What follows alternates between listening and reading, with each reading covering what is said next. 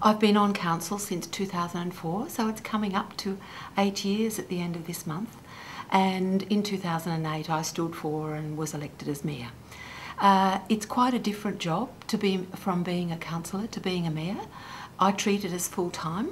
I'm at my desk or in the community probably 14 hours a day and quite a few hours on the weekends too. But I feel I've got as much energy now for this job as I ever did when I was in paid employment. So it's quite a different role. I think my main role as mayor when I was elected was to bring this council together, and I hope I've achieved that. There's certainly political differences on council, but I hope we've got a respectful council that makes its decision on the floor of the council chambers, not in closed rooms, behind closed doors, before we get there.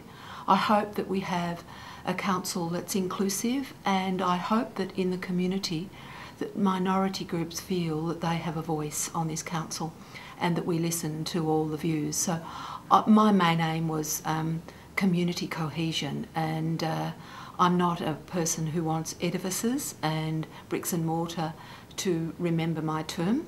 It's really about being a council that people feel listens, and for a community that feels all voices are included. Look, it's the best job in the world. It's a wonderful, wonderful privilege. It is a 24-hour day.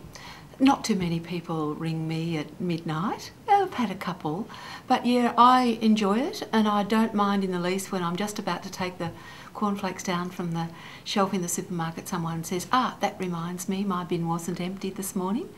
I carry a notebook, and I also have an iPhone, so I can enter their requests straight away. And people are often apologetic, but I said that's what I'm here for.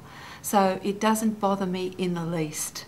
So yeah, to me it's the joy of living in a community, and from the community's point of view, I guess having someone on council that they do recognise and feel comfortable about asking their questions of. CSG is undoubtedly the biggest issue that I've seen in my public life.